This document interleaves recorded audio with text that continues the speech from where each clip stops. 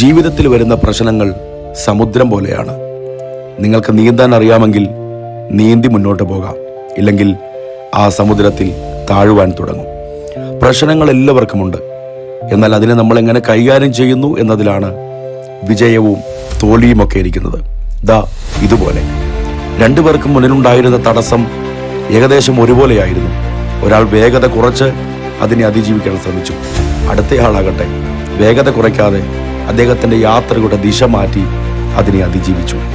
അതെ, മാറേണ്ടത് പ്രശ്നങ്ങളല്ല, മാറേണ്ടത് നമ്മുടെ ചിന്താഗതികളാണ്, മനോഭാവമാണ്. പൗലോസ് എന്ന ദൈവമനുഷ്യൻ തൻ്റെ മുമ്പിലുണ്ടായിരുന്ന ആ പ്രശ്നം, ആ ബലഹീനത മാറാൻ പ്രാർത്ഥിച്ചയാളാണ്. എന്നാൽ പ്രാർത്ഥന കഴിഞ്ഞപ്പോൾ അദ്ദേഹത്തിന് മനസ്സിലായി, മാറേണ്ടത് ബലഹീനതയല്ല, താൻ തന്നെയാണ്, തൻ്റെ മനോഭാവങ്ങളാണ്.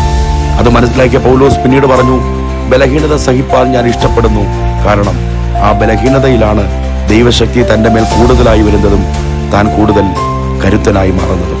ജീവിതത്തിലെ സകല പ്രശ്നങ്ങളും നമുക്ക് നീന്തി മുന്നോട്ട് പോകാനുള്ള മുഖാന്തരങ്ങളാണെന്ന് മനസ്സിലാക്കി ചിന്താഗതികൾക്ക്, മനോഭാവങ്ങൾക്ക് മാറ്റം വരുത്തുക. നമുക്ക് മുന്നോട്ട് പോകുവാൻ കഴിയും. താങ്കൾക്കും അങ്ങനെ കഴിയട്ടെ എന്ന് പ്രാർത്ഥിക്കുകയും ആശംസിക്കുകയും ചെയ്യുന്നു. God bless you.